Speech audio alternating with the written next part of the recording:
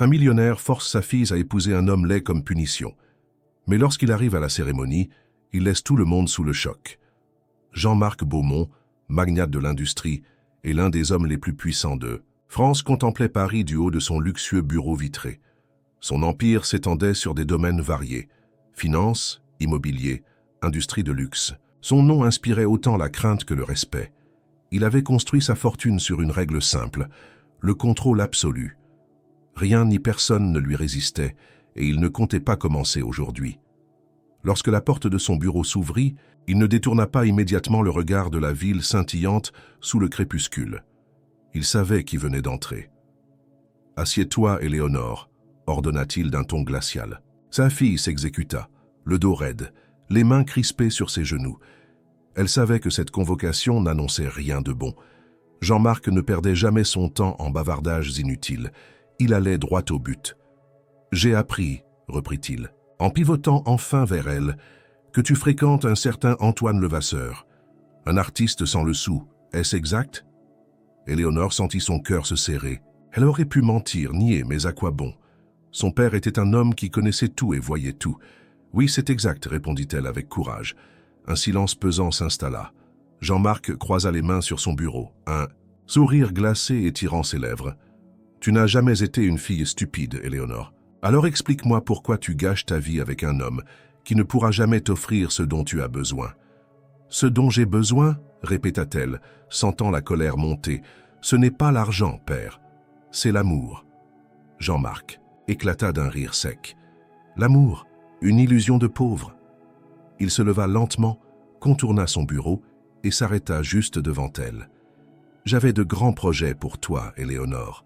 Un avenir où ton nom serait synonyme de prestige, où tu serais respectée. Et toi, tu préfères me ridiculiser en courant après un bohémien sans avenir. Ce n'est pas un crime d'aimer, » répliqua-t-elle en se levant à son tour, affrontant son père du regard. « Non, mais c'en est un de défier ma volonté. » Jean-Marc retourna derrière son bureau et appuya sur un bouton discret. Une porte latérale s'ouvrit aussitôt et un homme entra. Grand, vêtu d'un costume impeccable, il avait un visage sévère. « Henri, veille à ce que mademoiselle ne quitte plus la maison jusqu'au jour de son mariage. » Éléonore écarquilla les yeux. « Mon mariage ?» Jean-Marc la fixa froidement. « Oui, ton mariage. Puisque tu sembles si déterminé à briser les règles, je vais t'en imposer une nouvelle. Tu épouseras Gaspard Moreau. » Un frisson parcourut la jeune femme. Le nom lui était familier. Gaspard Moreau appartenait à une ancienne famille noble, tombée en disgrâce. Il était rarement vu en public, et ceux qui le connaissaient parlèrent de lui en chuchotant. On disait qu'il était d'une laideur effrayante, marqué par des cicatrices dont on ignorait l'origine. « Vous ne pouvez pas faire ça, » protesta-t-elle. « Je peux tout faire, » répondit Jean-Marc avec un calme terrifiant. Il s'approcha d'elle et posa une main lourde sur son épaule. « Ce mariage arrangé est dans notre intérêt. Sa famille a besoin de mon argent et moi, j'ai besoin de renforcer mon pouvoir. En tant que ma fille, tu es un pion sur l'échiquier. » Éléonore secoua la tête, les larmes au bord des yeux. « Vous me punissez. » « Exactement, » confirma son père. Elle serra les poings. « Et si je refuse ?» Jean-Marc soupira, comme si la réponse était évidente. « Alors Antoine paiera les conséquences de ton entêtement. » Un silence glacial s'installa. Éléonore sentit le sol se dérober sous ses pieds. Son père était capable de tout. Il pouvait ruiner Antoine, s'assurer qu'il ne vende jamais une seule toile, le faire bannir de la société parisienne. Elle n'avait plus le choix. Les lèvres tremblantes, elle lança un dernier regard suppliant à son père, mais elle ne trouva qu'un mur de froideur et de détermination. « Très bien, » dit-elle d'une voix brisée. Jean-Marc esquissa un sourire satisfait. « Excellente décision. » Puis, sans un mot de plus, il fit signe à Henri. « Emmène-la. » La porte se referma derrière elle. Dans le silence de son bureau, Jean-Marc contempla un instant le reflet de la ville dans la vitre. Tout était sous contrôle. Pour l'instant. Éléonore se précipita vers la porte, mais Henri l'attrape fermement par le bras. Elle se débat, tentant d'échapper à sa prise, mais l'homme est plus fort qu'elle. Elle n'a pas le temps de supplier son père une dernière fois. Déjà, elle est traînée hors du bureau, son cœur battant à tout rompre dans sa poitrine. Dans le couloir, les domestiques détournent le regard, aucun n'osant s'interposer. Ils connaissent trop bien la volonté de Jean-Marc Beaumont pour essayer d'aller à l'encontre de ses décisions. Éléonore, elle, n'a pas encore renoncé. « Lâchez-moi » s'écrie-t-elle en tirant son bras. « Vous ne pouvez pas m'enfermer comme une criminelle. » Henri ne répond pas. Il l'escorte jusqu'à l'escalier en marbre menant à l'étage et la pousse légèrement vers sa chambre. « Mademoiselle, je vous conseille de ne pas compliquer les choses. Et moi, je vous conseille d'avoir un peu de décence, » rétorque-t-elle avec rage. « Vous servez un tyran. » Henri ne bronche pas. Il ouvre la porte, l'incite à entrer et referme derrière. Elle, le bruit du verrou qui tourne la glace sur place. Elle est prisonnière. Les larmes qu'elle retenait jusque-là coulent sur ses joues. Son propre père l'a trahie, enfermée, vendue à un homme qu'elle ne connaît pas. Elle se précipite vers la fenêtre, l'ouvre et regarde en bas. Trop haut pour sauter. Il n'y a pas d'issue immédiate. Elle fait les 100 pas dans sa chambre, tentant de comprendre comment une telle chose a pu lui arriver. Il y a quelques jours encore, elle riait dans les bras d'Antoine, imaginant un avenir libre et heureux. Mais tout cela a volé en éclats en un instant. Elle sait que pleurer ne l'aidera pas, alors elle se ressaisit. Elle doit trouver une solution. Son regard se pose sur son bureau. Elle s'y installe et, d'une main tremblante, saisit une feuille et une plume. « Antoine, mon amour, on m'arrache à toi. Mon père m'a enfermé et m'oblige à épouser un homme que je ne connais pas. Je ne peux rien faire. Il a menacé de ruiner ta vie si je résistais. Sache que je t'aime, que jamais je ne cesserai de t'aimer. Peut-être qu'un jour je pourrai te retrouver. Mais pour l'instant, je suis impuissante.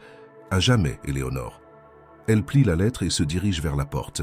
Elle sait que la serrure est solide, mais elle tente malgré tout de la forcer. Rien à faire. Alors elle se tourne vers la fenêtre. L'espoir lui revient en voyant une domestique traverser la cour. C'est Louise, une jeune femme qui l'a toujours traitée avec douceur. « Louise !» chuchote-t-elle avec force. La domestique lève les yeux, surprise. « Mademoiselle, je vous en supplie, venez ici. » Louise hésite un instant puis s'approche du mur. « Qu'y a-t-il ? J'ai besoin que vous fassiez parvenir cette lettre à Antoine. C'est une question de vie ou de mort. » La jeune femme semble mal à l'aise. « Monsieur Beaumont ne me pardonnera jamais si je fais ça. Il ne le saura pas. Je vous en prie, Louise, vous êtes mon dernier espoir. » Un silence pesant s'installe, puis la domestique tend la main. « Donnez-la-moi. » Soulagée, Éléonore lui tend la lettre. Louise la cache dans son tablier et s'éloigne rapidement. Un poids quitte les épaules d'Éléonore. Elle sait qu'Antoine fera tout pour la sauver. Mais la nuit tombe et aucun miracle ne se produit. Elle ne ferme pas l'œil, guettant le moindre bruit, espérant entendre Antoine l'appeler sous sa fenêtre, une échelle à la main. Mais le silence règne, cruel et implacable. Le lendemain matin, la porte s'ouvre brusquement. Jean-Marc Beaumont entre, suivi de 2 domestiques portant une malle. « Tu pars aujourd'hui pour notre domaine en Normandie, annonce-t-il. Tu y resteras jusqu'au mariage. » Éléonore se lève d'un bond. « Vous ne pouvez pas faire ça. Je peux tout faire, » rappelle-t-il froidement.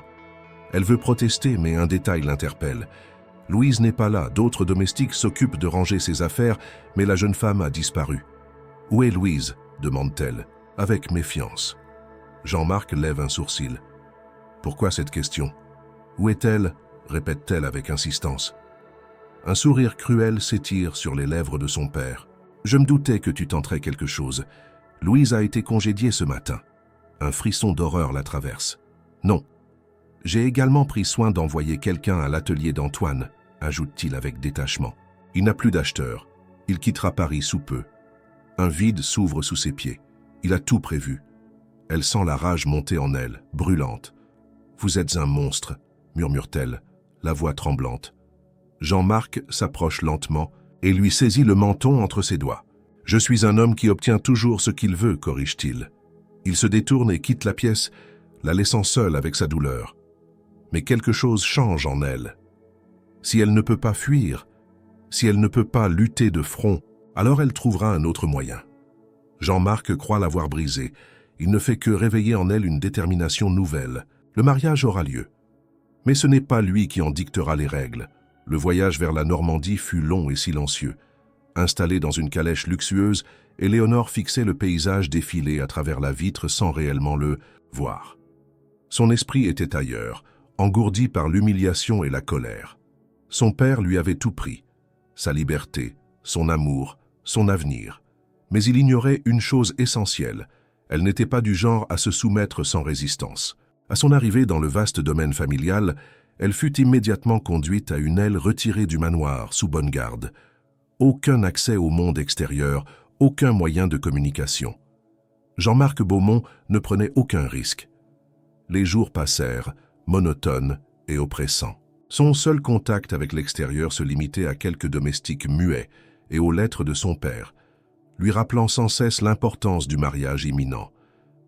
Il n'y avait pas d'échappatoire, mais si elle ne pouvait pas fuir, elle pouvait au moins comprendre ce qui l'attendait. Gaspard Moreau. Ce nom résonnait comme une malédiction dans son esprit.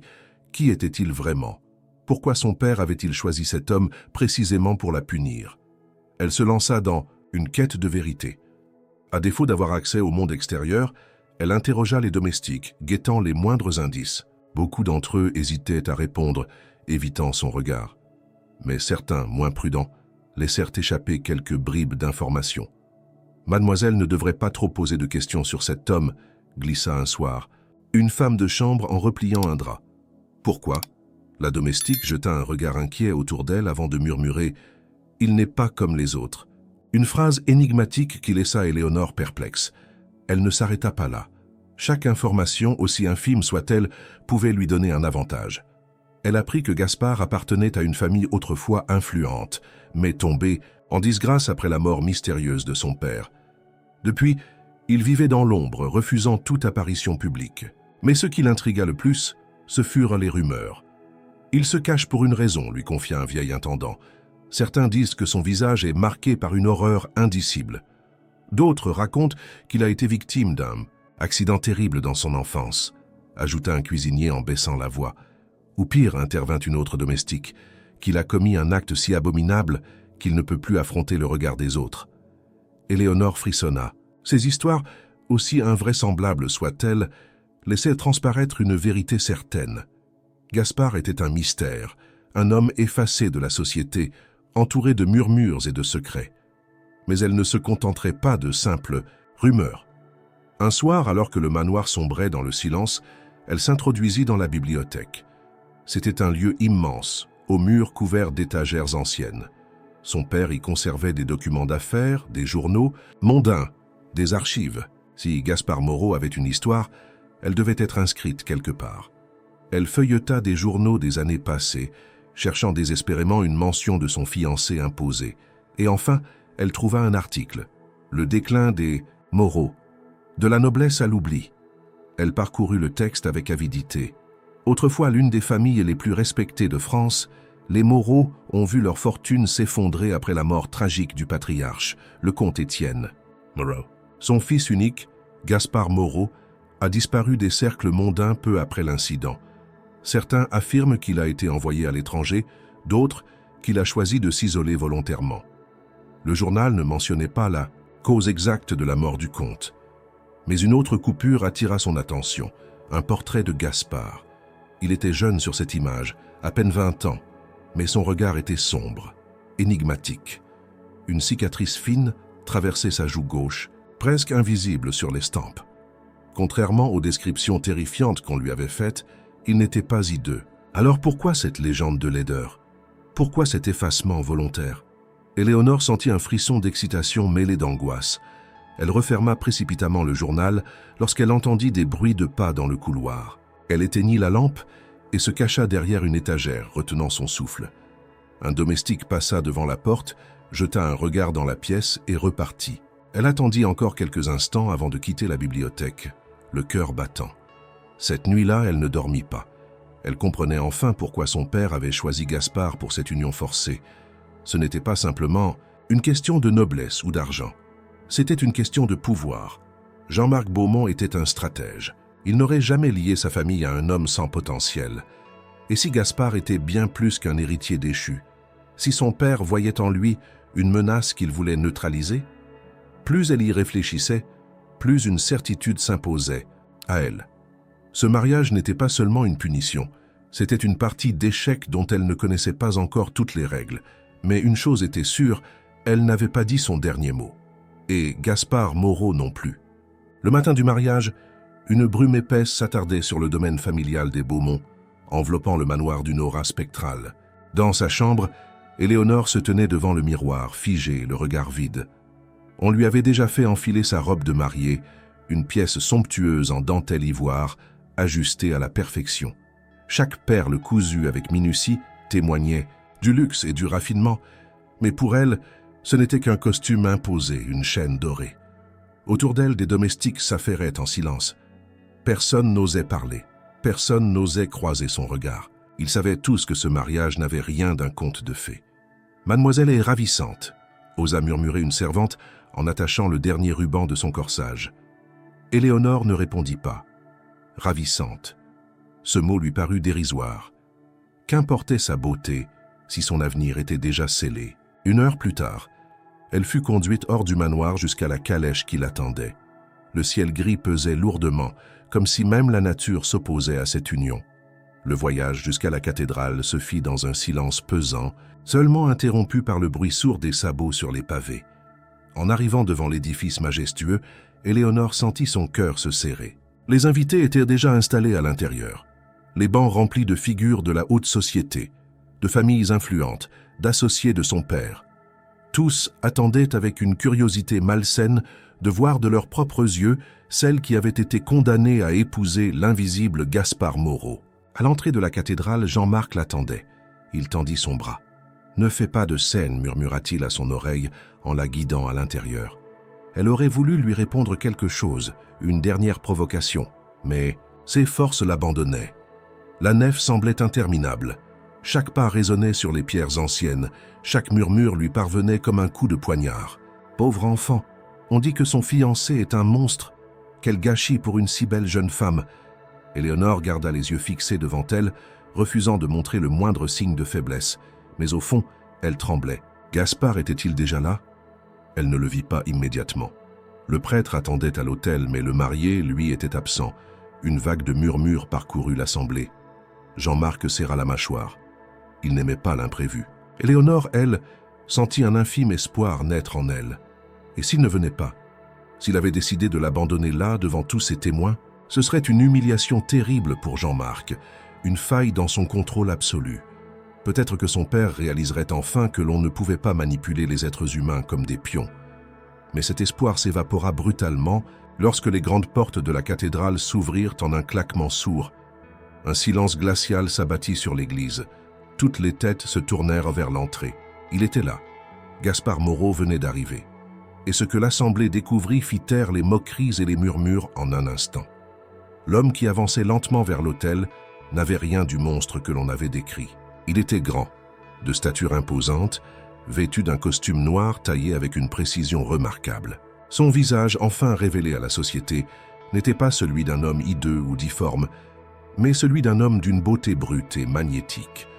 Ses traits étaient marqués, taillés dans la dureté, une mâchoire forte, des yeux d'un bleu perçant, qui semblaient scruter l'âme de quiconque croisait son regard. La fameuse cicatrice dont on parlait tant, fine et discrète sur sa joue gauche, ne le rendait pas repoussant. Au contraire, elle ajoutait à son charme une touche mystérieuse et dangereuse. L'effet sur l'assemblée fut immédiat. Un murmure, émerveillé, remplaça les chuchotements dédaigneux. « Mon Dieu, c'est lui, Gaspard Moreau. Il est superbe. » Jean-Marc lui-même ne put masquer sa surprise. Ce n'était pas l'homme qu'il s'attendait à voir. Éléonore, figée, sentit son cœur s'emballer. Il s'arrêta devant elle, plongea son regard intense dans le sien. « Mademoiselle Beaumont », murmura-t-il avec une politesse calculée. Sa voix était grave, posée, empreinte d'une assurance déconcertante. Éléonore ouvrit la bouche, incapable de prononcer un mot. Ce mariage était une punition, une humiliation publique, une sentence imposée par son père. Mais à cet instant précis, une seule question tournait en boucle dans son esprit. Qui était réellement Gaspard Moreau? Elle n'en avait pas la moindre idée. Mais une chose était sûre, rien ne se passerait comme prévu. Le silence pesant qui s'était installé dans la cathédrale n'était pas celui d'une cérémonie solennelle. Il était rempli d'incompréhension, de stupeur et d'une fascination inattendue. L'homme que tous attendaient avec crainte venait d'apparaître, et il ne correspondait en rien aux terribles rumeurs qui circulaient sur son compte. Gaspard Moreau avançait avec une assurance déconcertante, son regard froid balayant l'assemblée sans le moindre trouble. Son entrée avait tout d'un coup de théâtre soigneusement orchestré, et pourtant, il n'avait rien fait d'autre que marcher vers son propre mariage. Éléonore, figée, sentait le poids des regards tournés vers elle.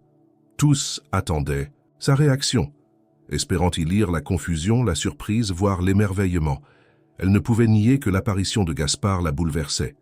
Pendant des semaines, elle avait redouté cet instant, imaginant le pire. Mais l'homme qui se tenait devant elle n'avait rien d'un monstre.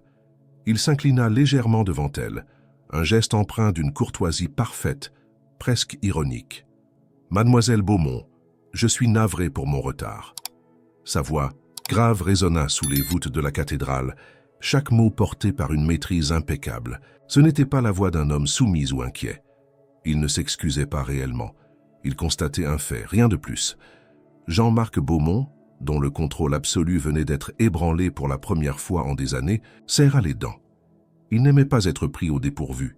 « Vous avez failli manquer votre propre mariage », lança-t-il d'un ton acide.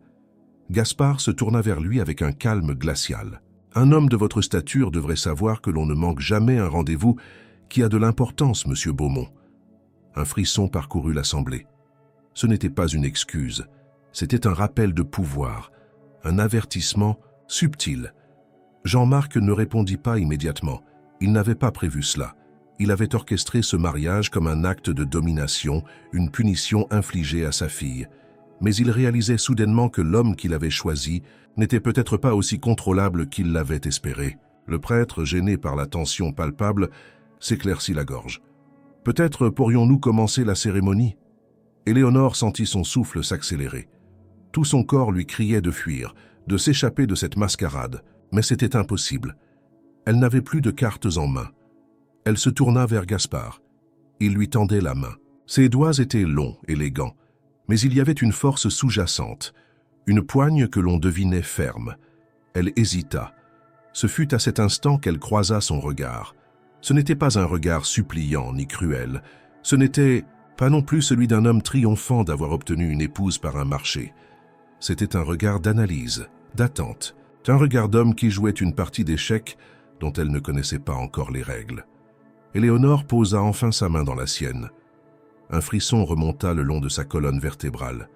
Il resserra doucement ses doigts autour des siens, comme s'il lui signifiait une chose qu'elle ne pouvait pas encore comprendre. La cérémonie commença. Les paroles du prêtre lui parvenaient comme à travers un brouillard. Elle répondait machinalement, incapable de détourner son attention de l'homme à ses côtés. Puis vint l'instant redouté. « Vous pouvez embrasser la mariée. » Le cœur d'Éléonore rata un battement. Le silence s'intensifia. Tous attendaient. Gaspard s'approcha d'elle, lentement. Avec une maîtrise parfaite, il posa une main légère sur sa taille, se pencha et effleura simplement sa joue de ses lèvres. Un soupir parcourut l'assemblée. Certains y virent un geste de respect, d'autres une affirmation de son autorité silencieuse. Éléonore, elle, n'était plus sûre de rien. Lorsque la cérémonie prit fin, l'écho des murmures se poursuivit jusqu'à la sortie de la cathédrale. Les invités se pressaient, tentant d'obtenir des informations, de comprendre ce qui venait de se produire. Mais Gaspard ne leur accorda pas un regard. Il se contenta d'offrir son bras à Éléonore. Elle hésita, puis elle l'attrapa, d'un geste raide. Les portes s'ouvrirent sur une cohue de curieux amassés devant l'église. Là encore, le même phénomène se produisit. Le silence, puis la fascination. Les rumeurs sur l'homme difforme s'étaient effondrées en quelques instants. À leur place naissait une nouvelle légende. Jean-Marc Beaumont observait tout cela de loin, la mâchoire contractée. Il avait voulu punir sa fille, mais il avait peut-être créé quelque chose de bien plus dangereux. Éléonore, elle, comprenait une chose essentielle. Gaspard Moreau n'était pas un homme manipulable, et il n'était certainement pas entré dans cette union pour se soumettre à Jean-Marc. Quand il l'aida à monter dans la calèche qui les emmènerait à la réception, il murmura enfin juste pour elle « Ne soyez pas trop inquiète, Madame Moreau. Nous avons tous les deux beaucoup à gagner dans cette alliance. » Elle se tourna vers lui déstabilisée. Il lui souriait, mais ce n'était pas un sourire de satisfaction. C'était un sourire de joueur. Et pour la première fois depuis longtemps, Éléonore sentit que ce mariage, imposé comme une prison, pourrait bien être autre chose. Un jeu. Et elle était désormais prête à y jouer. La réception se déroulait dans l'un des plus prestigieux salons de Paris, une salle immense décorée d'or et de cristal. La haute société s'y pressait, oscillant entre admiration et méfiance. Les murmures coulaient comme du vin entre les convives. Ce mariage est une énigme. Jean-Marc Beaumont pensait humilier sa fille, mais regardez ce Gaspard Moreau. Il n'a rien d'un homme brisé. Éléonore, assise aux côtés de son époux, gardait une expression neutre. Son esprit était un tourbillon de pensées confuses. Elle ne comprenait toujours pas comment les rumeurs sur Gaspard avaient pu être si éloignées de la réalité.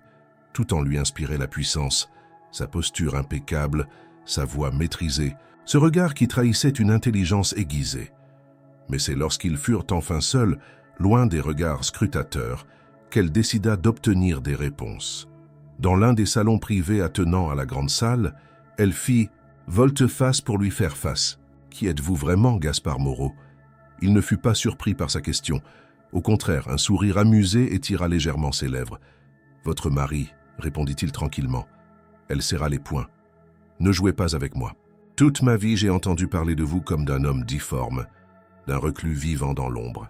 Pourtant, ce soir, vous apparaissez comme un aristocrate accompli, et la société vous acclame déjà. » Il pencha légèrement la tête, observant chaque réaction sur son visage.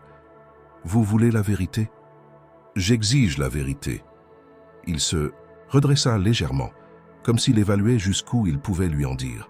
« Mon père était un homme brutal et ambitieux, » commença-t-il. « Il a gouverné notre famille avec une main de fer, pensant que la noblesse suffisait à assurer notre pouvoir.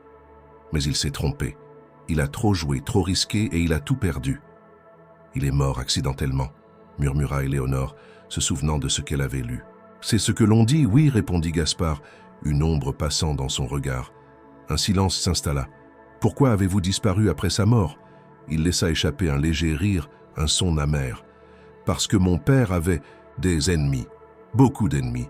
Il pensait qu'un fils brisé serait plus facile à manipuler qu'un homme préparé. J'ai donc fait en sorte qu'il me sous-estime. » Elle sentit un frisson parcourir son échine. « Vous avez laissé.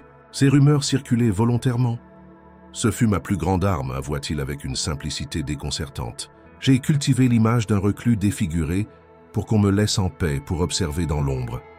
Pendant des années, on m'a cru insignifiant, mais je n'ai jamais cessé de préparer mon retour. » Éléonore comprenait maintenant. Gaspard Moreau n'était pas seulement un héritier en disgrâce, c'était un homme qui avait attendu son heure. « Et mon père, souffla-t-elle, il sourit lentement. Votre père pense être le maître du jeu. Mais il vient de commettre une erreur. » « Quelle erreur ?» Il s'approcha, son regard se plongeant dans le sien.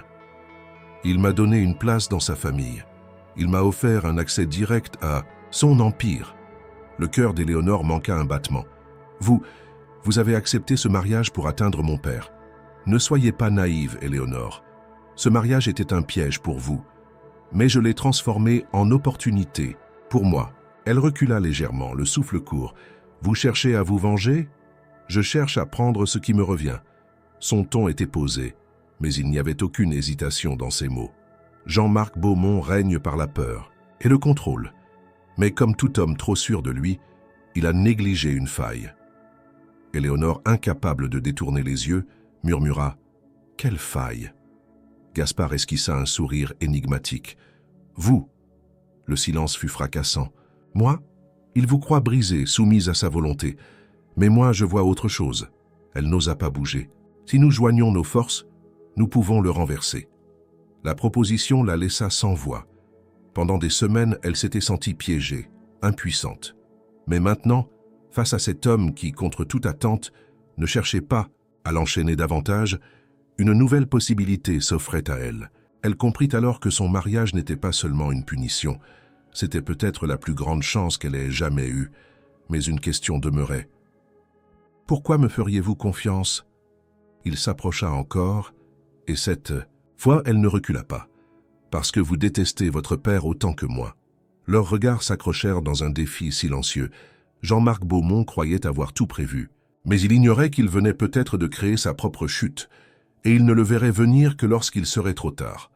La réception battait son plein, mais Éléonore n'y prêtait plus attention.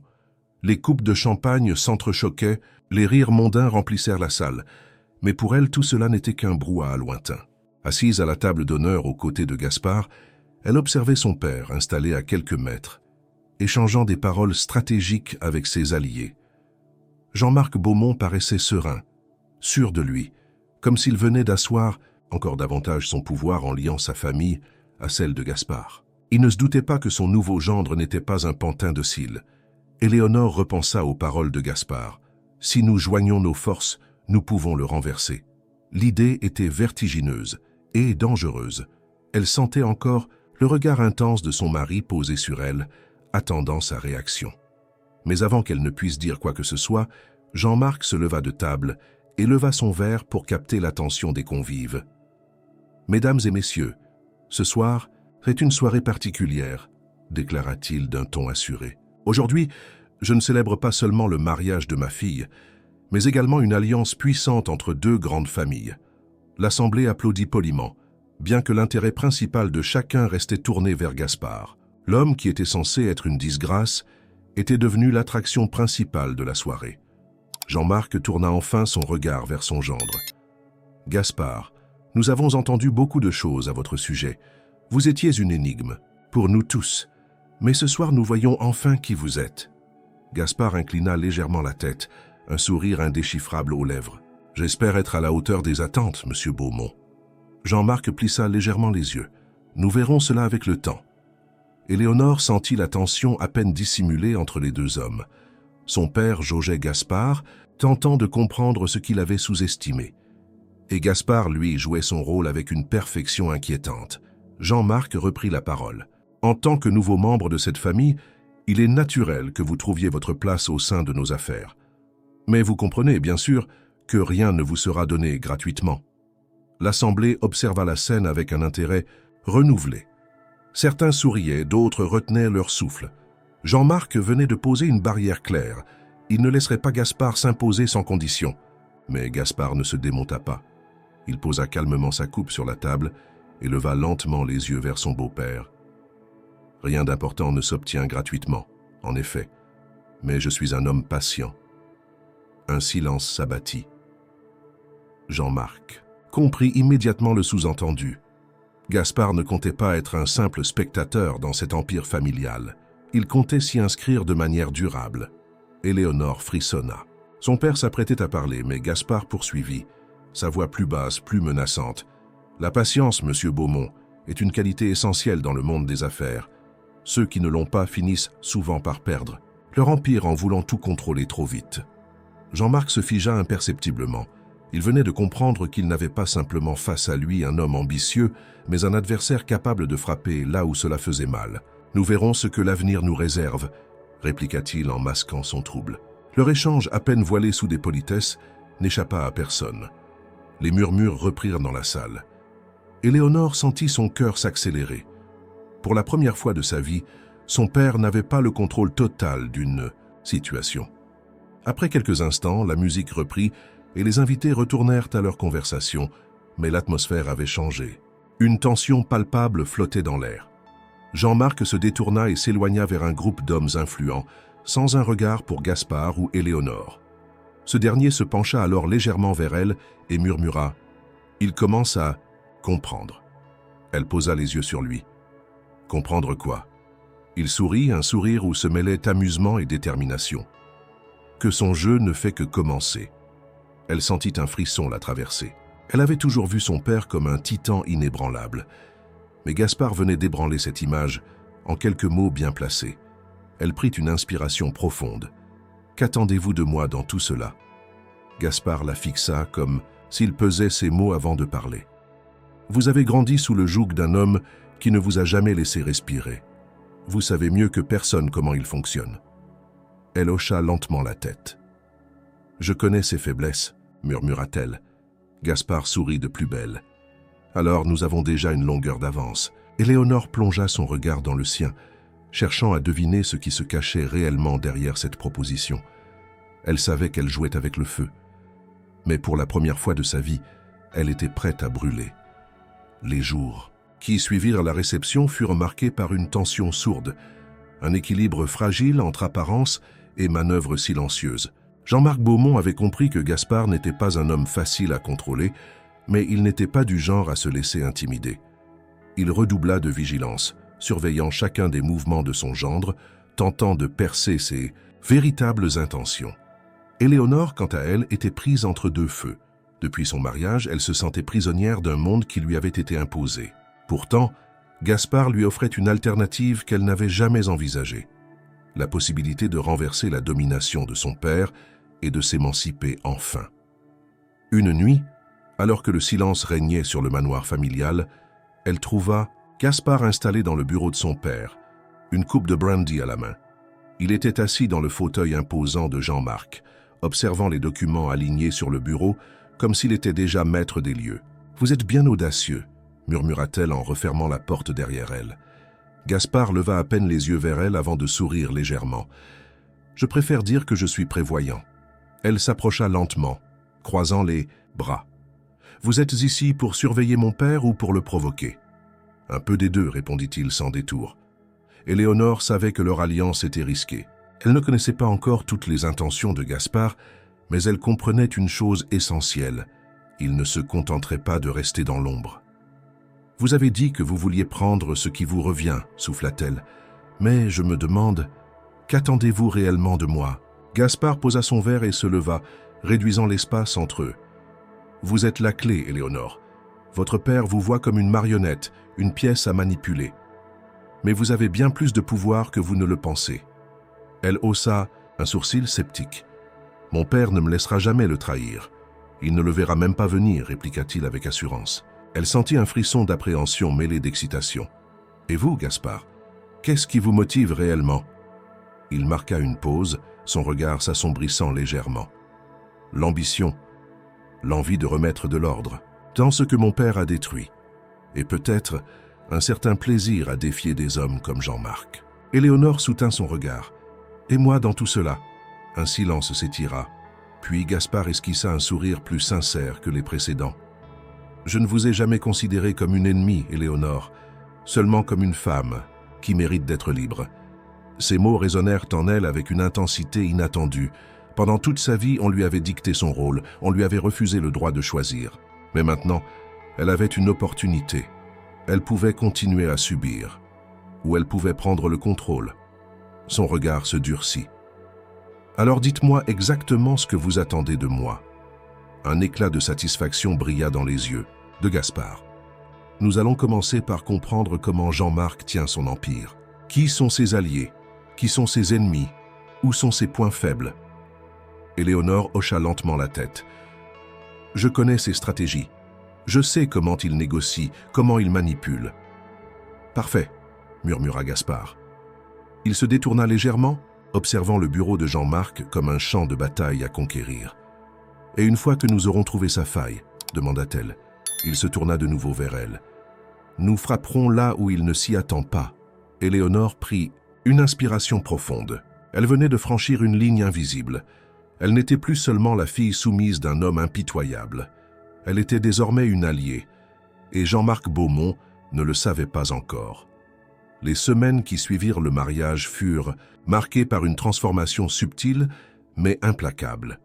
Gaspard ne se contentait pas d'observer l'empire de Jean-Marc Beaumont. Il y pénétrait, s'y insérait avec une aisance déconcertante, tissant sa toile avec une patience digne d'un maître stratège. Éléonore, elle, jouait son rôle à la perfection. Aux yeux de son père, elle semblait résignée, soumise à son destin d'épouse d'un homme qu'il croyait encore insignifiant. Mais en coulisses, elle aidait Gaspard à déchiffrer chaque faille du réseau de son père, chaque relation fragile, chaque accord basé sur des intérêts instables. Jean-Marc, confiant en son pouvoir absolu, ne remarqua rien, jusqu'au jour où le piège se referma sur lui. Tout commença lors d'une réunion d'affaires cruciale, organisée dans l'un des hôtels les plus luxueux de Paris. Jean-Marc avait convoqué ses principaux partenaires financiers pour finaliser une transaction majeure, un investissement qui devait renforcer son empire et le rendre encore plus intouchable. Gaspard et Éléonore y assistaient, assis parmi les figures influentes du monde des affaires. Jean-Marc, trônant à la tête de la table, détaillait son plan avec l'assurance d'un homme qui croyait tout contrôler. Ce contrat, messieurs, scellera l'avenir de notre expansion. Avec ces acquisitions, nous éliminerons toute concurrence sérieuse. Des murmures approbateurs parcoururent la salle. Les associés de Jean-Marc, des hommes aussi ambitieux que lui, semblaient convaincus. Mais Gaspard, lui, resta silencieux, un sourire imperceptible au coin des lèvres. Jean-Marc finit par tourner son regard vers lui, un éclat de défi dans les yeux. « Et vous, Gaspard? Vous êtes bien silencieux. » Gaspard leva enfin les yeux, croisant le regard de son beau-père, avec une sérénité déconcertante. « J'attendais simplement le bon moment. » Jean-Marc plissa légèrement les yeux. « Et quel moment attendez-vous donc ?» Gaspard se pencha légèrement en avant, posant ses mains sur la table avec une maîtrise absolue. « Le moment où je vous annonce que cette transaction ne se fera pas sous votre contrôle. » Un silence brutal s'abattit sur la salle. Jean-Marc haussa un sourcil, un rire incrédule menaçant de percer. « Je vous demande pardon ?» Mais Gaspard ne s'y a pas. « Ces acquisitions, celles que vous comptiez utiliser pour asseoir votre domination, sont déjà sous mon nom. » L'atmosphère changea instantanément. Jean-Marc se redressa, son regard devenant tranchant. « Impossible. »« Oh si, c'est possible », poursuivit Gaspard avec calme. « Depuis plusieurs semaines, j'ai racheté une à une les parts nécessaires pour prendre le contrôle de cette transaction. Vos investisseurs, ceux qui vous suivaient depuis des années, ont préféré se tourner vers une alternative plus prometteuse. » Jean-Marc sentit une sueur froide couler le long de sa nuque. « Qui vous a donné accès à ces informations ?» Un silence. Puis, lentement, Jean-Marc tourna la tête vers Éléonore. Elle ne détourna pas le regard. Pour la première fois de sa vie, elle affrontait son père sans peur. « Toi », murmura-t-il, sa voix à peine audible. Éléonore sentit son cœur battre à tout rompre, mais elle ne faiblit pas. « J'ai simplement cessé d'être une spectatrice », répondit-elle froidement. Jean-Marc, d'habitude si maître de lui-même, sentit la colère monter en lui, une rage incontrôlable. « Tu as osé me trahir? Moi, ton propre père? Vous m'avez forcé à épouser un homme que vous pensiez faible, rétorqua-t-elle d'une voix glaciale. Mais vous avez fait une erreur. Vous avez mis entre mes mains une alliance plus puissante que tout ce que vous auriez pu imaginer. » Jean-Marc, suffocant de rage, se tourna de nouveau vers Gaspard. « Vous croyez que vous pouvez me renverser avec ce petit tour ?» Gaspard esquissa un sourire. « Ce n'est pas un simple tour, monsieur Beaumont, c'est un déplacement décisif, un coup d'échec. » Jean-Marc serra les poings. « Vous ne gagnerez pas. J'ai déjà gagné. » Un silence écrasant s'abattit sur la salle. Les associés de Jean-Marc, ceux qui l'avaient soutenu pendant tant d'années, échangeaient des regards inquiets. Ils voyaient en Gaspard un nouvel acteur, un joueur qui venait de bouleverser les règles. Et surtout, ils comprenaient qu'il valait mieux être à ses côtés qu'en face de lui. L'un d'eux se racla la gorge. « Monsieur Beaumont, il semble que les choses aient changé. Peut-être devrions-nous reconsidérer. » Jean-Marc se leva brusquement, repoussant sa chaise avec violence. « Vous osez tous me tourner le dos ?» Mais il savait déjà la réponse. Le monde qu'il avait façonné pendant des décennies venait de basculer. Et au centre de tout cela se tenaient Gaspard et Éléonore, unis dans leur victoire. Jean-Marc les fixa longuement, sa respiration saccadée. « Ce n'est pas fini », cracha-t-il avant de quitter la pièce d'un pas furieux. Mais il savait, tout comme eux, qu'il venait de perdre la partie. Éléonore inspira profondément, ses doigts crispés sous la table. Elle venait de défier l'homme qui l'avait toujours dominé, et elle venait de gagner. Gaspard posa doucement sa main sur la sienne. « C'est seulement le début », murmura-t-il. Elle tourna les yeux vers lui. « Alors, avançons ensemble. » Un sourire complice passa entre eux. Leur alliance n'était plus une simple rébellion. C'était une déclaration de pouvoir. Et ils allaient s'assurer que plus jamais personne ne puisse les soumettre. Jean-Marc Beaumont n'avait jamais connu la défaite. Il avait construit son empire sur une domination absolue, écrasant ses adversaires avant qu'ils ne puissent devenir des menaces. Mais cette fois-ci, la menace était venue de l'intérieur, de la seule personne qu'il croyait incapable de le trahir, sa propre fille. Il passa les jours suivants enfermé dans son bureau, analysant les dégâts, cherchant un moyen de reprendre le contrôle. Sa colère contre Éléonore était dévorante, mais celle qu'il ressentait pour Gaspard était encore plus profonde. Cet homme l'avait dupé. Il s'était introduit dans la famille, sous le couvert d'un mariage arrangé, et avait retourné la situation à son avantage avec une précision chirurgicale. Mais Jean-Marc n'était pas homme à s'avouer vaincu. Un soir, alors que la ville était plongée dans l'obscurité, il convoqua plusieurs de ses associés restés fidèles. Le temps de la riposte était venu. « Gaspard croit m'avoir pris de court », déclara-t-il d'une voix basse et froide. « Il pense que parce qu'il a gagné une bataille, il a gagné la guerre. Mais je ne suis pas un homme que l'on écarte aussi facilement. » Un silence pesant s'installa autour de la table. Certains de ces hommes semblaient mal à l'aise. Ils avaient vu Gaspard à l'œuvre. Ils savaient qu'il ne fallait pas le sous-estimer. « Que comptez-vous faire » osa demander l'un d'eux. Jean-Marc fit tourner un verre de whisky entre ses doigts, un sourire dur sur les lèvres. Détruire son image, détruire sa crédibilité, le réduire à néant aux yeux de ceux qui le soutiennent. Il avait déjà lancé ses espions sur les traces du passé de Gaspard, fouillant chaque détail, chaque secret qui pourrait être retourné contre lui. S'il existait une faiblesse, il la trouverait. Et il comptait bien frapper là où ça ferait le plus mal. Pendant ce temps, au manoir des Moreau, Éléonore et Gaspard savouraient leur victoire, tout en sachant que Jean-Marc ne resterait pas inactif. Ils avaient gagné une bataille cruciale, mais la guerre n'était pas terminée. Éléonore observait son mari avec une fascination nouvelle. Depuis leur union, il lui avait révélé un monde qu'elle n'avait jamais envisagé. Un monde où elle n'était pas une marionnette, où elle pouvait prendre le contrôle de son propre destin. Mais il restait encore des zones d'ombre. Une nuit, alors qu'ils étaient seuls dans le grand salon, elle posa enfin la question qui la hantait depuis des jours. « Mon père cherche un moyen de vous abattre », murmura-t-elle en le fixant. « Il fouille votre passé. Il veut trouver une faille. » Gaspard ne sembla pas surpris. « Il ne trouvera rien qu'il puisse utiliser contre moi. Vous en êtes si sûr. » Il laissa échapper un sourire énigmatique. « Parce que tout ce qu'il trouvera, je l'aurai moi-même placé sur son chemin. » Éléonore fronça les sourcils. « Que voulez-vous dire ? Que parfois le meilleur moyen de contrôler une attaque est de la diriger soi-même. » Elle comprit alors. Gaspard avait anticipé cette manœuvre. Il avait prévu que Jean-Marc chercherait à salir son nom et il avait déjà préparé les pièges dans lesquels son beau-père allait s'engouffrer. Elle sentit un frisson parcourir son échine. « Vous jouez toujours avec plusieurs coups d'avance. »« Toujours, confirma-t-il. » Jean-Marc, de son côté, lança une rumeur bien calculée dans la haute société. Il prétendit que Gaspard Moreau n'était qu'un imposteur, un homme ayant falsifié des documents pour récupérer un héritage qui ne lui appartenait pas. Il mit en marche sa machine d'influence, mobilisant journaux et contacts pour discréditer son gendre. Mais quelque chose ne se passa pas comme prévu. Au lieu de se défendre, Gaspard laissa la rumeur enfler. Il n'en fit aucun cas, ne publia aucun démenti, ne chercha pas à se justifier. Les élites parisiennes, intriguées, commencèrent à s'interroger. Un homme innocent aurait cherché à rétablir la vérité. Pourquoi Gaspard restait-il silencieux? Puis, au moment où la tension atteignait son apogée, il convoqua une réunion privée avec les figures les plus influentes du milieu financier. Dans un salon luxueux, face aux hommes qui décidaient du sort des plus grandes fortunes du pays, il prit la parole. « Certains d'entre vous ont entendu des rumeurs sur moi, » commença-t-il avec un calme absolu. « On murmure que je ne suis pas celui que je prétends être, que mon héritage est un mensonge. » Un silence tendu régna dans la pièce.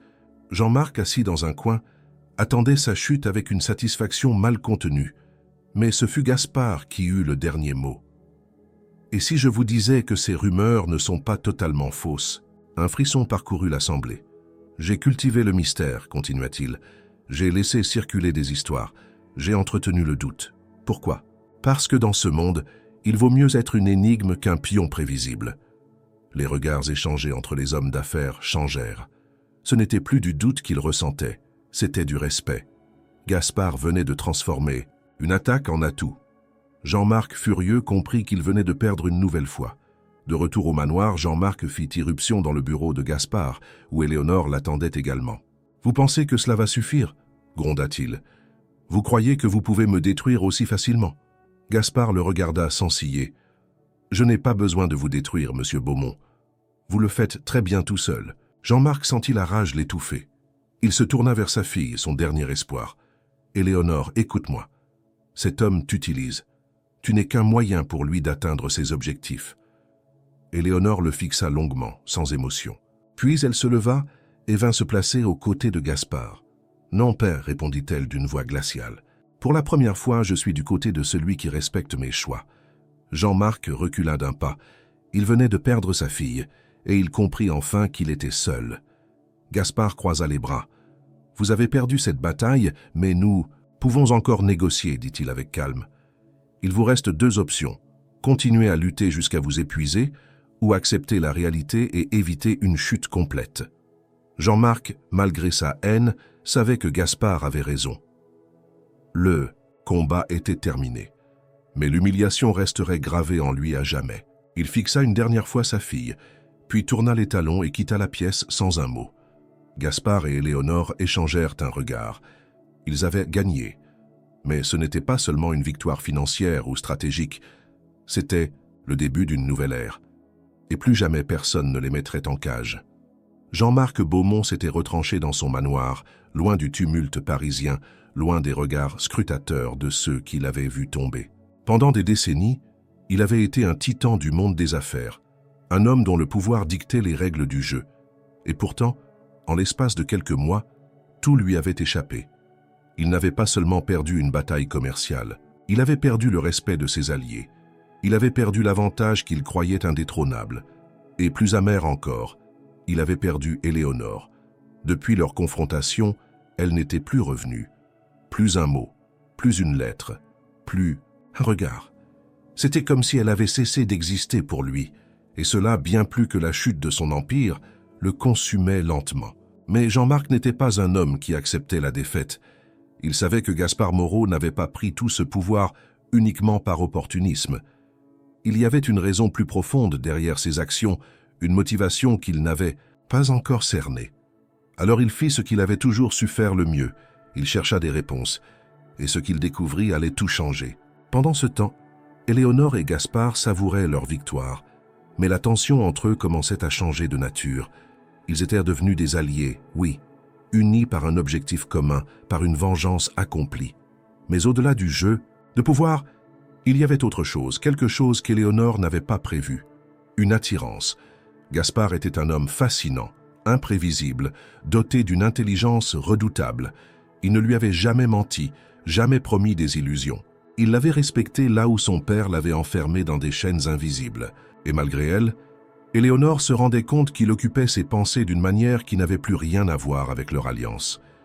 Une nuit, alors qu'ils étaient seuls dans le grand salon du domaine Moreau, elle brisa enfin le silence. « Maintenant que mon père n'est plus une menace, que comptez-vous faire ?»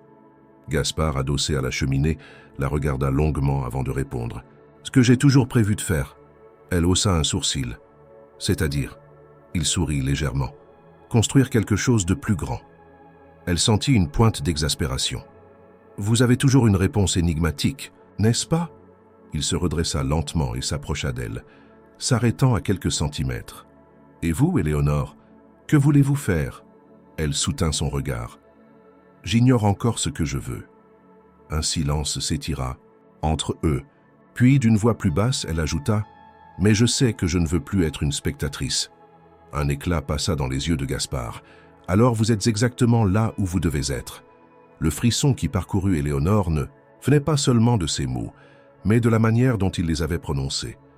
Il n'y avait plus d'obligation entre eux, plus de mariage forcé, seulement un choix. Et c'était peut-être cela qui rendait cette relation encore plus dangereuse. Mais ce moment de calme fut brisé quelques jours plus tard par une lettre. Jean-Marc Beaumont souhaitait les voir, pas pour un affrontement, pas pour négocier, mais pour une révélation. Éléonore hésita. « C'est un piège, dit-elle en relisant la lettre. » Gaspard, assis dans un fauteuil en velours, croisa les jambes avec aisance. « Probablement. Alors pourquoi nous convoque-t-il? Il sait qu'il a perdu. » Gaspard prit le temps de répondre. « Parce qu'il a encore une carte en main. » Elle sentit une angoisse monter en elle. « Et vous pensez que c'est une carte capable de nous mettre en danger ?» Gaspard réfléchit un instant, puis sourit lentement. « Seulement si nous la sous-estimons. » Ils se rendirent au manoir Beaumont à la tombée de la nuit. Jean-Marc les attendait dans son bureau, debout près de la cheminée, un verre à la main. Il n'avait plus l'air du magnate invincible qu'il avait été. Il était plus pâle, plus fatigué. Mais dans ses yeux brillait toujours une lueur dangereuse. « Vous êtes venu constata-t-il sans surprise. Gaspard s'installa tranquillement dans l'un des fauteuils. Nous sommes curieux. Jean-Marc sourit, mais c'était un sourire amer. J'ai fait des recherches sur vous, Moreau. Des recherches plus approfondies que la dernière fois. Gaspard ne réagit pas, mais Éléonore sentit quelque chose d'infime changer dans son expression. J'ai découvert que votre père n'est pas mort de manière accidentelle, poursuivit Jean-Marc. Un silence pesant s'abattit. Éléonore tourna lentement la tête vers Gaspard, mais il restait impassible.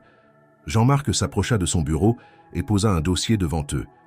Tout ce temps, j'ai cru que vous n'étiez qu'un homme cherchant à restaurer sa place dans la société. Mais ce n'était pas seulement une question d'honneur, n'est-ce pas? Il planta son regard dans celui de Gaspard. Vous vouliez votre vengeance. Éléonore sentit son souffle se bloquer. Elle saisit le dossier et l'ouvrit. Des rapports d'enquête, des lettres anciennes, des témoignages oubliés. Elle lut, les mains tremblantes. Le comte Étienne Moreau n'était pas mort par accident. Il avait été assassiné. Et tout indiquait que l'homme qui avait orchestré cette mort était Gaspard lui-même. Un silence assourdissant remplit la pièce. Jean-Marc s'appuya contre son bureau, satisfait. Alors, ma chère Éléonore, toujours aussi convaincue d'être du bon côté? Elle releva lentement la tête vers Gaspard. Il ne paraissait ni surpris ni coupable, seulement fatigué. Elle ouvrit la bouche, cherchant à parler, mais aucun mot ne sortit. Gaspard Moreau avait bâti son retour sur un mensonge, et maintenant elle devait décider si elle voulait encore se tenir à ses côtés.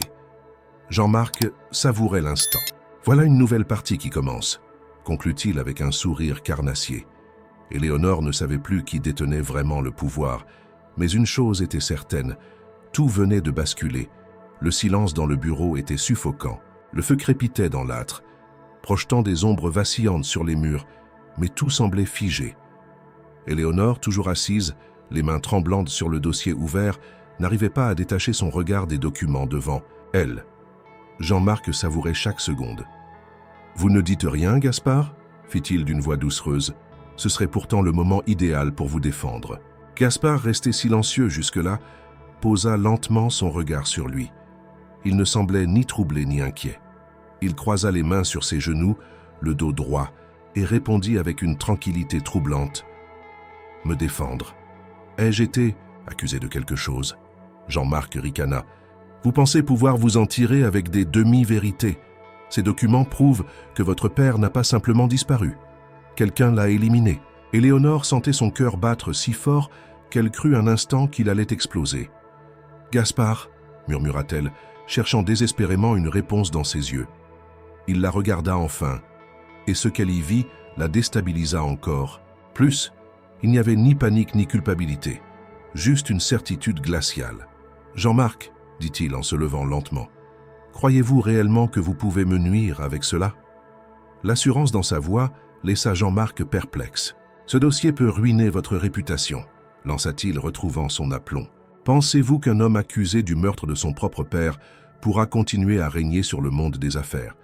Gaspard esquissa un sourire. « Vous avez passé votre vie à écraser vos ennemis avec des secrets, des dossiers, des informations, compromises, mais vous avez oublié une chose essentielle. Ce n'est pas la vérité qui fait tomber un homme, c'est la manière dont il la contrôle. » Jean-Marc plissa les yeux. « Que voulez-vous dire ?» Gaspard fit quelques pas dans la pièce, sa voix restant calme, maîtrisée. « Vous avez raison sur un point. Mon père n'est pas mort accidentellement. Mais vous vous trompez sur un autre. Je n'ai pas eu besoin de le tuer moi-même. » Il marqua une pause, laissant la tension s'installer. Étienne Moreau était un homme puissant, mais il s'était fait de nombreux ennemis. Son influence déclinait, ses décisions devenaient imprévisibles. Il s'est mis à dos les mauvaises personnes. Il se tourna vers Jean-Marc, un éclat glacé dans les yeux. « Vous savez comment fonctionnent ces milieux, n'est-ce pas ?» Jean-Marc sentit un frisson lui parcourir l'échine. « Vous insinuez que… » « Je n'insinue rien, » coupa Gaspard. « Je dis simplement que lorsque l'heure est venue pour un homme de tomber, ceux qui ont intérêt à le voir disparaître s'assurent qu'il ne se relève jamais. » Jean-Marc comprenait trop bien ce langage. Il avait lui-même utilisé ces méthodes pour éliminer des concurrents gênants. Gaspard continua, implacable. « Mon père n'était plus une menace pour moi, mais il l'était pour d'autres. Je savais qu'il était condamné. Je me suis simplement assuré que lorsque le moment viendrait, je serais prêt à prendre sa place. » Il s'arrêta, son regard transperçant Jean-Marc. Et c'est exactement ce que j'ai fait. Éléonore sentit une vague de froid s'emparer d'elle. Gaspard ne niait rien. Il ne confirmait rien non plus. Il transformait l'accusation en une démonstration de pouvoir. Jean-Marc serra les poings. « Vous pensez pouvoir vous en tirer comme ça ?»« Je sais que je peux, » répondit Gaspard sans hésiter. Puis il ajouta plus bas, « Parce que contrairement à vous, Jean-Marc, je n'ai jamais sous-estimé mes adversaires. » Un silence électrique s'installa. Jean-Marc, pour la première fois, sentit une peur sourde s'installer en lui. Il croyait tenir une arme fatale contre Gaspard, mais il venait de comprendre qu'il avait face à lui un homme qui ne reculait devant rien. Et surtout, il venait de réaliser quelque chose d'encore plus terrifiant. Gaspard ne voulait pas seulement le surpasser, il voulait l'effacer. Jean-Marc se redressa, la mâchoire crispée. « Ce n'est pas fini, gronda-t-il. » Gaspard s'avança lentement, s'arrêtant juste devant lui. « Si, Jean-Marc, c'est terminé. » Le magnate déchu ouvrit la bouche pour répliquer, mais il n'y avait plus rien à dire. Il avait perdu, et il le savait. Il tourna les yeux vers Éléonore, cherchant une dernière fois une lueur d'hésitation en elle, une chance infime de la ramener à lui, mais elle ne bougea pas. Elle ne détourna pas le regard. Elle était aux côtés de Gaspard. Jean-Marc sentit son cœur se serrer sous une rage impuissante. Sans un mot de plus, il recula, contourna son bureau et quitta la pièce d'un pas, lourd. La porte se referma derrière lui et avec elle, une ère entière de domination et de contrôle venait de s'effondrer. Éléonore inspira profondément, se tournant vers Gaspard. « Alors, tout cela était prévu ?» Il l'observa longuement avant de répondre. « J'ai appris une chose essentielle dans ce monde. Les hommes comme Jean-Marc ne croient qu'au pouvoir. Ils ne respectent que ceux qui sont capables de leur tenir tête. » Elle hocha lentement la tête. « Et maintenant ?» Il sourit légèrement. « Maintenant, nous écrivons notre propre avenir. » Elle le fixa, cherchant à déceler la moindre trace de manipulation, mais elle n'y trouva que la vérité brute. Ils n'étaient plus des adversaires. Ils étaient partenaires. Et le monde allait devoir s'y habituer. Quelques mois avaient passé depuis la chute de Jean-Marc Beaumont. L'homme qui avait autrefois dicté les règles du jeu n'était plus qu'une ombre dans un monde qui avançait sans lui.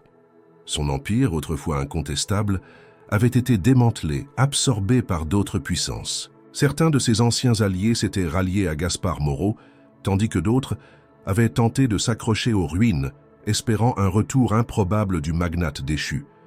Mais Jean-Marc n'était jamais revenu. Il s'était reclus dans son domaine normand, loin de Paris, loin des affaires, loin d'Éléonore. Cette dernière n'avait ressenti ni regret ni satisfaction à cette disparition. Son père n'était plus qu'un fantôme du passé, et elle n'éprouvait ni pitié ni rancune. Elle avait simplement tourné la page. À Paris, Gaspard était désormais un homme incontournable. Il avait consolidé son pouvoir avec une efficacité redoutable, réorganisant les affaires qu'il avait récupérées, imposant son influence sans jamais commettre les erreurs de ceux qui l'avaient précédé. Contrairement à Jean-Marc, il ne régnait pas par la peur, mais par la maîtrise et la stratégie. Et Éléonore, dans tout cela, n'était plus une simple spectatrice. Elle s'était imposée dans ce monde avec une aisance qu'elle n'aurait jamais soupçonnée. Aux yeux de la haute société, elle était devenue bien plus qu'une épouse contrainte par un mariage arrangé. Elle était une partenaire, une force en elle-même. Une nuit, alors qu'elle se trouvait sur le balcon de leur résidence parisienne, contemplant la ville illuminée, Gaspard la rejoignit, un verre de vin à la main. Il s'appuya contre la balustrade, observant le même paysage qu'elle. « Paris vous appartient maintenant », murmura-t-il. Éléonore sourit légèrement. « À nous deux », précisa-t-elle. Il tourna la tête vers elle, une lueur d'amusement dans les yeux. « Alors dites-moi, était-ce vraiment un châtiment, ce mariage ?» Elle le regarda, cherchant à déceler l'ironie dans sa voix, mais elle n'y trouva qu'une curiosité sincère. « Non », répondit-elle finalement. « Ce fut une libération. » Un silence s'installa entre eux, mais il n'était ni pesant ni inconfortable. Il était chargé de tout ce qu'ils avaient traversé, de tout ce qu'ils avaient bâti ensemble. « Et maintenant ?» demanda-t-elle. Gaspard haussa un sourcil. « Vous avez encore des doutes ?» Elle secoua lentement la tête. « Non, mais j'aime entendre vos plans. » Il posa son verre sur la balustrade et se tourna complètement vers elle. « Nous continuons. Nous renforçons ce que nous avons construit, mais cette fois-ci, nous le faisons selon nos propres règles. Éléonore acquiesça. « Et vous » fit-il plus doucement. « Qu'attendez-vous de l'avenir » Elle le fixa, cherchant une réponse en elle-même. Pendant si longtemps, elle avait été enfermée dans un destin qu'on lui avait imposé. Désormais, elle pouvait choisir. Et son choix était clair. « Je veux continuer à avancer. Avec vous. » Gaspard esquissa un sourire. « Alors nous sommes d'accord. » Il tendit la main vers elle comme il l'avait fait le jour de leur mariage. Cette fois, elle ne trembla pas en la prenant. Elle savait exactement où elle allait et avec qui. Alors que Paris continuait de briller sous leurs yeux, une chose était certaine. Ce mariage, qui avait commencé comme un châtiment, était devenu l'union la plus puissante que la haute société ait jamais connue. Et personne n'avait vu venir ce retournement de situation.